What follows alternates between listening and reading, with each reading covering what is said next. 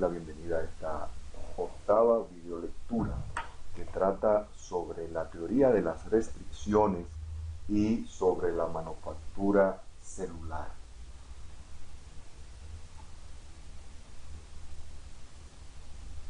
Eliyahu Goldratt escribió un libro que se llama La Meta, en el cual nos habló de la teoría de las restricciones.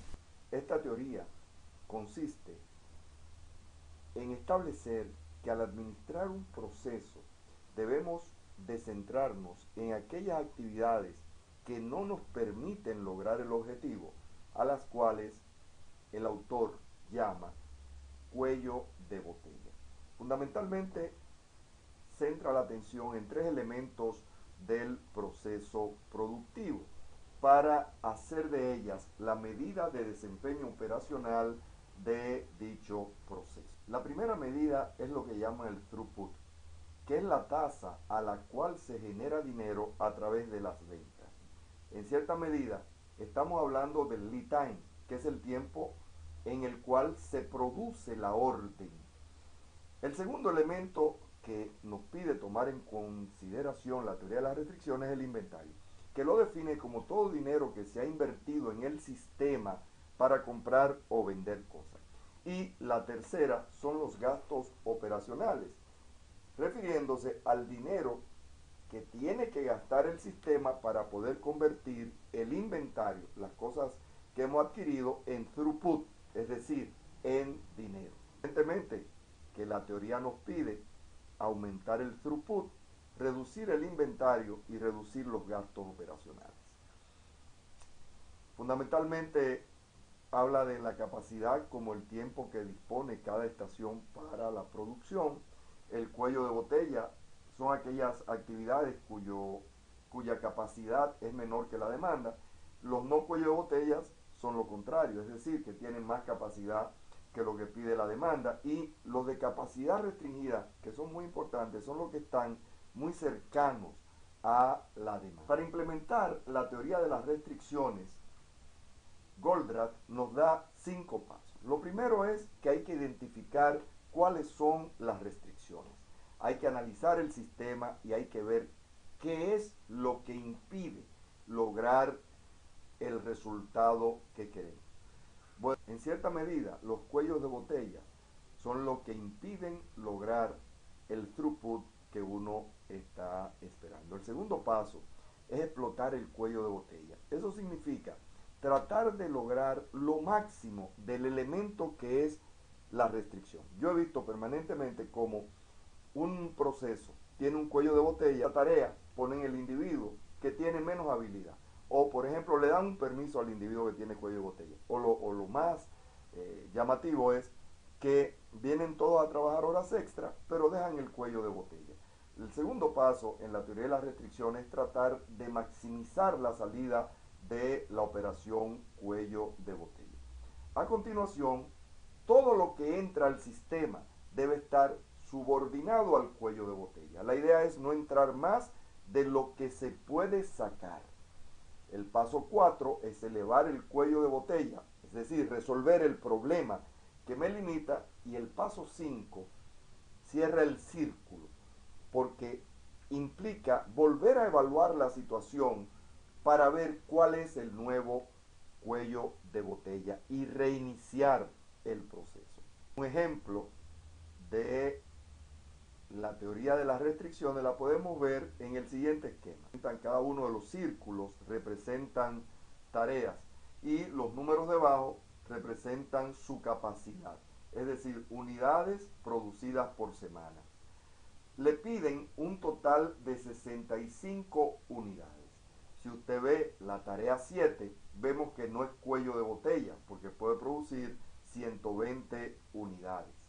Si vemos la tarea 3, vemos que es una capacidad restringida, porque nos están pidiendo 65 y apenas ella puede dar 70. Pero si observamos la 1 o la 6, veremos que ambas son cuellos de botella. ¿Por qué? Porque la 1 puede dar 60 y me están pidiendo 65, y la 6 puede dar 50 y me piden 65. Lo primero que hacemos entonces es identificar el cuello de botella mayor, que en este caso sería el número 6, ese que hemos marcado con una D y lo hemos puesto en color morado, sería la restricción. Ese es el punto donde vamos a centrar toda nuestra atención. El segundo paso es tratar de obtener todo lo que podamos de ese proceso.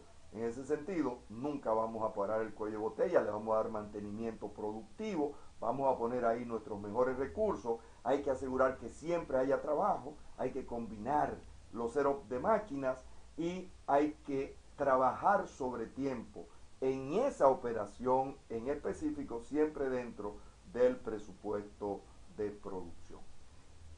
Una vez, el siguiente paso es limitar toda la entrada a lo que puede dar el cuello de botella. Fíjese que por la parte superior usted puede entrar 80 unidades porque la unidad 2 hace 80, pero si lo hace va a dejar en esa línea 30 piezas. Igual va a dejar 70 unidades porque el proceso solo va a producir 50 unidades, que es lo que da el cuello de botella. Entonces, lo que tenemos es que limitar todo al cuello de botella, introduciendo nada más en la operación 50 unidades.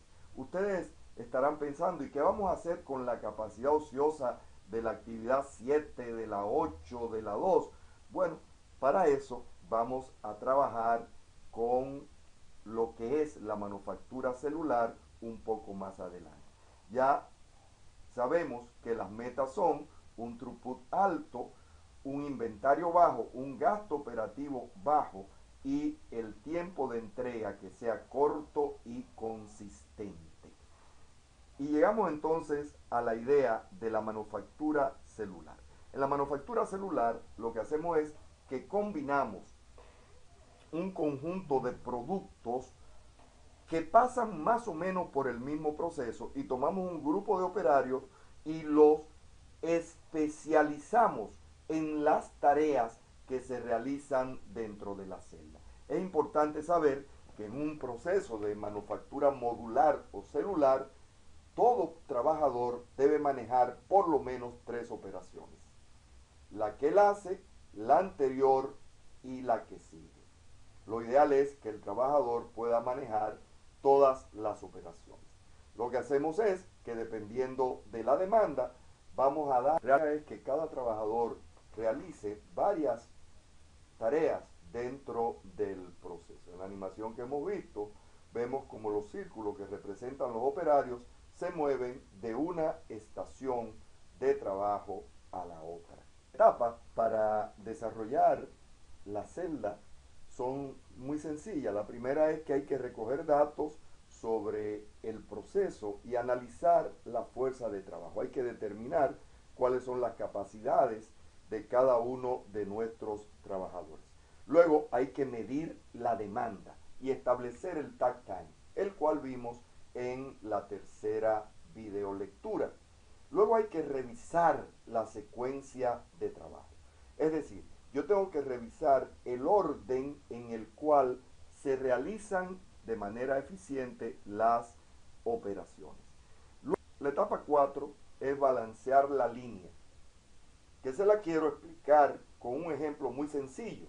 Suponga que usted tiene que balancear una línea para producir 200 piezas por hora y que esa tiene 7 operaciones con los tiempos que usted ve en la tabla que mostramos. Como usted puede ver, cuando calculamos el takt time, dividimos 3600 entre 200 y nos da 18 segundos. Esos 18 segundos me marca el límite de las tareas juntar para que la haga un asociado y aún así poderle dar a mi cliente el resultado apropiado. Como vemos en la gráfica, la línea color ladrillo representa el takt time. Las barras en azules representan las operaciones. Evidentemente yo puedo juntar operaciones para obtener una combinación apropiada que me reduzca el número de personas a la cantidad que debe ser. Para usted saber el número de asociados que necesita, simplemente sume los tiempos de todas las tareas. Al hacerlo en este ejercicio nos da 67 segundos. Ahora dividimos esa suma total entre el takt time y nos da el número de asociados que necesitamos. En este ejemplo nos dice que necesitamos 3.72, el cual redondeamos al número más alto, que en este caso sería 4 asociados. Quiere decir entonces que esa línea de producción puede trabajar con 4 personas. Ahora, yo tengo que combinar las tareas de forma tal que sin sobrepasar el takt time podamos obtener los resultados esperados. Entonces, para la situación descrita anteriormente, lo podemos ver en la tabla que se muestra a continuación. Hemos juntado la tarea A y la G, que en total duran 16 segundos, y se lo hemos asignado al asociado 1. Hemos juntado la tarea B y la C, que duran 18 segundos, y se la hemos dado al asociado 2. La tarea D, que dura 16 segundos, la hemos dejado para un solo operario, mientras que la E y la F se la hemos dado al cuarto asociado. Cada uno de ellos trabajará, el 1 trabajará en la actividad A y G, el 2 en la B y en la C, el 3 trabajará solo en la D y el 4 en la F y en la E. Observe que el layout que le pongamos a la planta nos va a permitir combinar las tareas de manera apropiada. Es importante entender que para hablar de una celda de manufactura tienen que darse dos condiciones. La primera es que se pueda ajustar a los niveles de demanda, y lo segundo es que pueda trabajar una pieza a la vez, lo cual explicaré dentro de unos instantes. Para entender la flexibilidad, imagínense ahora que la misma línea de producción con los mismos tiempos, en vez de pedir 200 piezas, lo que nos piden son 50 piezas por hora. Cuando usted calcula el takt time, le da 72 segundos. Y cuando calcula el número de asociados, le va a dar un solo asociado. Es decir, que esa línea de producción se manejaría con una sola persona. La misma línea, si en vez de 50 piden 100 piezas, el takt time cae a 36 segundos. Y necesito dos asociados. En este caso, le hemos dado al asociado 1 la tarea A, B, F y G, y al 2 la tarea C, D y E. Observe cómo lo que hacemos es distribuir apropiadamente los tiempos de las tareas entre los asociados. La etapa 5, ya cuando usted va a construir la celda, usted tendrá que hacer un layout flexible, manejarse con un lote de 1, hay que simplificar el flujo de materiales, hay que minimizar el manejo de materiales, y para eso hay que tratar de poner las piezas lo más cercano posible, y un punto importante es tratar de obtener el 100% de la capacidad de cada asociado.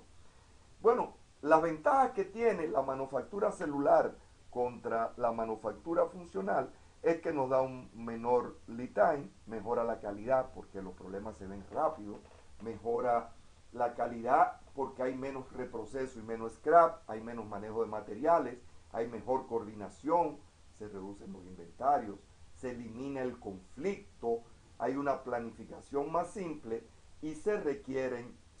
¿Cuál es la ventaja de trabajar con una pieza a la vez?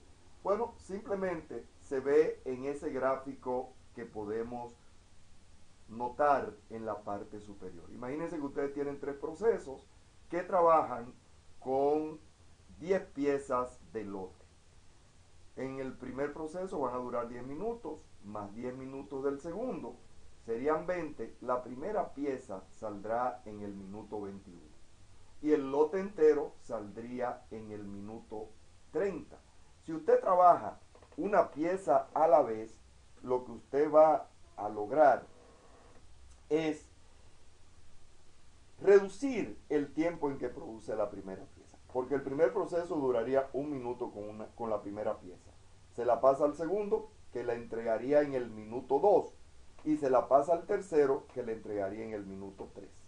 De esa manera, la primera pieza tardaría apenas 3 minutos en salir, y el lote entero saldría en 12 minutos, que es aproximadamente una tercera parte del tiempo que lleva trabajar con el lote de 10. ¿Cuál efecto tiene trabajar con una pieza a la vez? Primero, reduce enormemente el inventario en proceso. El WIP, inventario en proceso, es importante porque lo reduce. Lo segundo es que mejora tremendamente la calidad. Lo tercero es que reduce el tiempo de cambio. El cuarto es que mejora el lead time. Y el 5 ayuda a producir de acuerdo. Hasta aquí esta octava videolectura. A continuación hay un pequeño quiz de 5 preguntas. Recuerden que ese no tiene valor para las notas, solo lo hacen para afirmarse en su conocimiento. Gracias por su atención. Seguimos leyendo.